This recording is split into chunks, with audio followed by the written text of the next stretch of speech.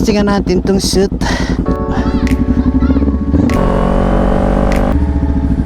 So wala pa naman tayong pera. Respeto sa patay.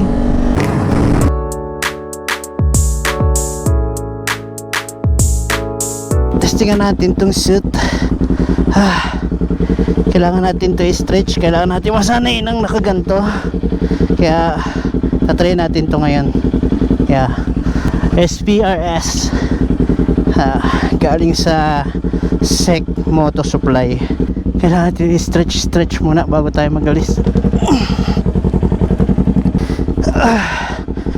Grabe, nakakahingal palang ganito, nakasuit ka. Paano pa kaya yung maghapon ka nakasuit sa practice mo? Grabe.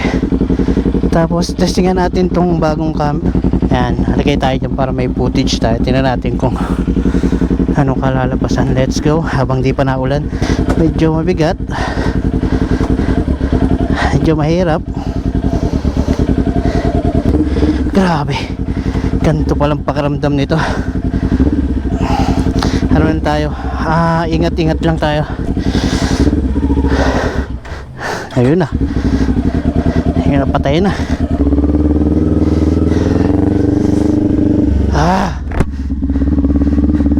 Nakakahingal kasi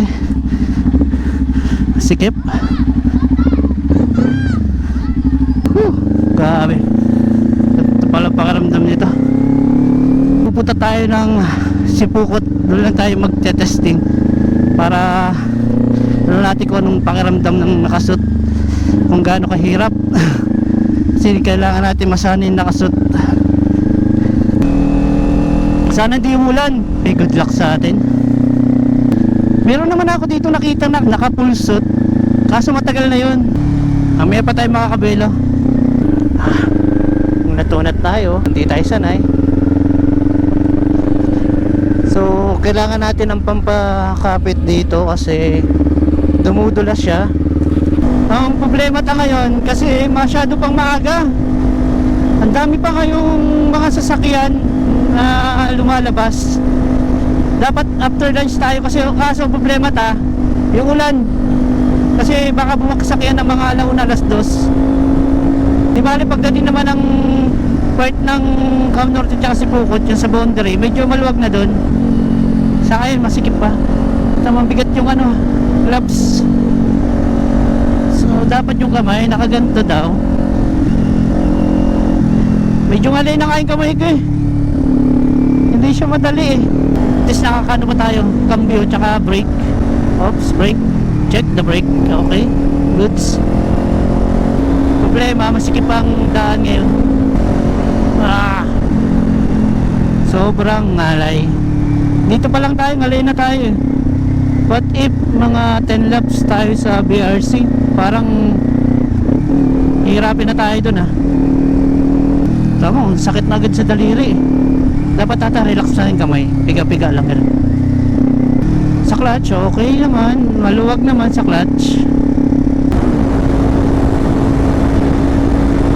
Medyo dito, hindi maganda ang daan.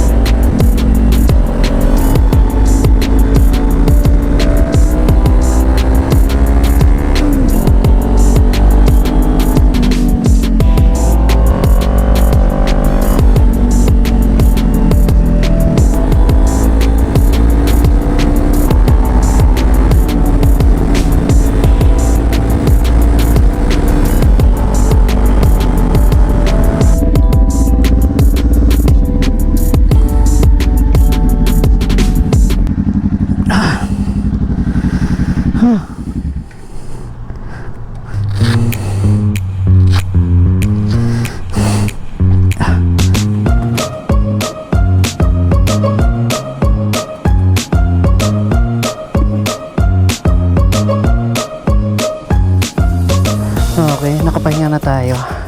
Kailangan na natin umuwi kasi baka abutin tayo ng ulan. Tulad yun, wala kasi yung ulan na yun. Yung itim na yan, kailangan natin umuwi agad. Sus, mahirap pala talaga pag nakasuit. Pero sana lang yan. Hindi pala ito madali. Kala ko madali. Buti na lang nagtesting muna ako nito. Kaysa kung doon ako sa BRC magta-try. Kasi nahihirapan tayo. Hindi katulad ng nasanay na tayo bago tayo magpunta doon. Okay na. Hindi tayo mahirapan. At least nakapag-try na tayo. So ang problema ta ngayon, naudo na ako. Okay, let's go.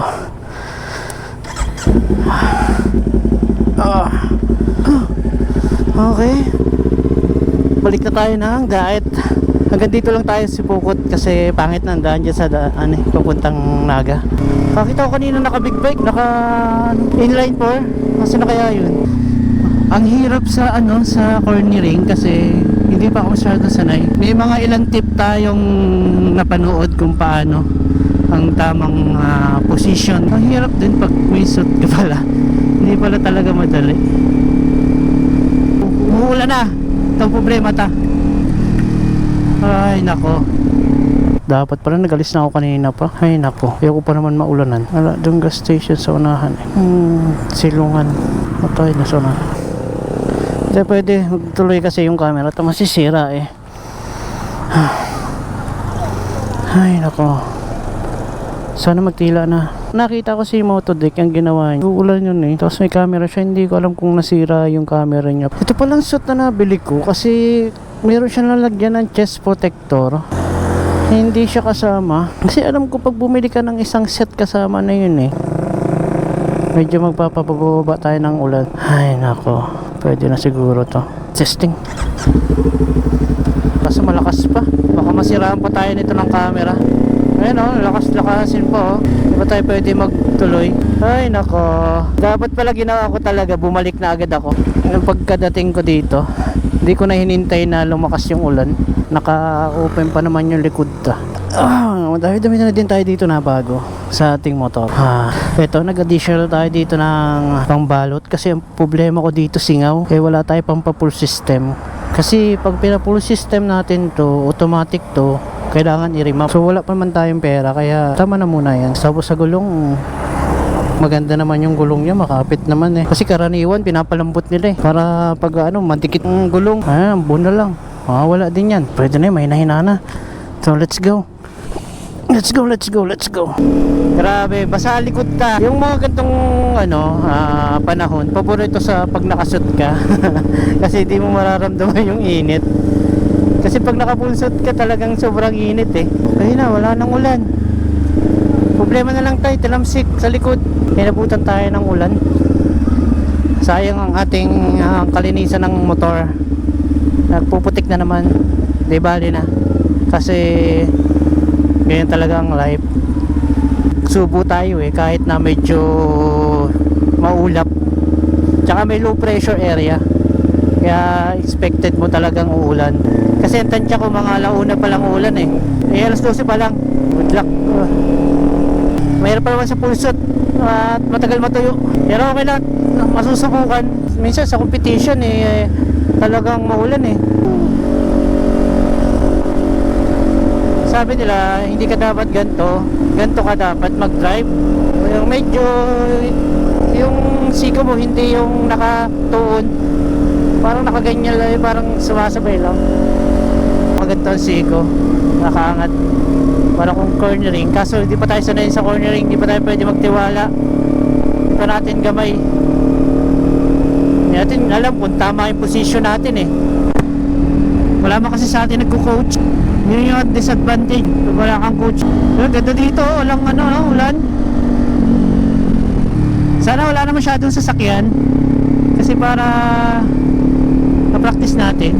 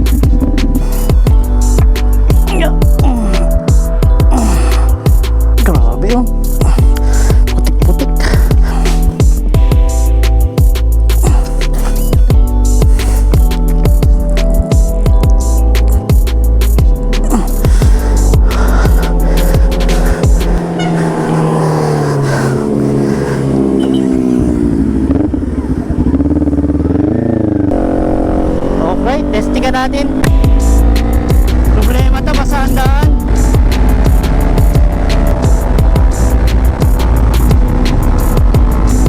Yeah. Respeto sa patay.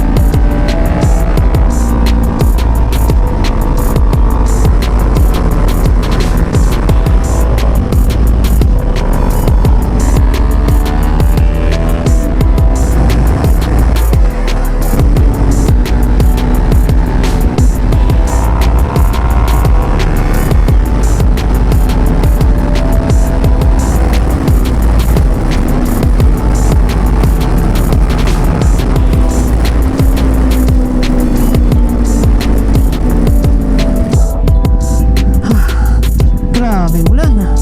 Bukas ka. Ayun.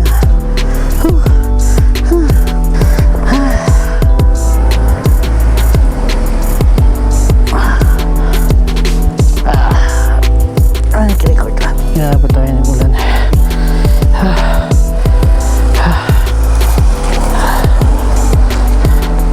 Mamaya na tayo.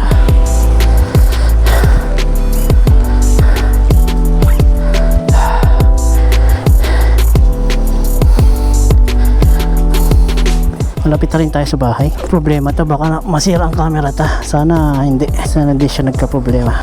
Okay, pauwi na tayo. Sasasanin na yung katawan ta nung nakasut. Hindi na ako nahirapan. Parang na binat na yung leather siya. Medyo na binat na siya. Maluwag na sa kamay ko. Kaya-kaya na. Tulad kanina, sobrang hirap. Ngayon, maluwag-luwag na eh. Pero gusto ko pa mag-isang ikot eh, kaso maulan. Baka masira yung camera ta. Hindi ko alam kung hanggang sa kanina yung record eh. Ganda sana nung siko. Pero hindi siya katulad nung dati, nung unang try ko. Ang sarap talagang sumiko eh. Kasi hindi pa man tayo nakabulsot nun eh. Sa susunod, di na tayo mahirapan sa pulsot. Sa una lang.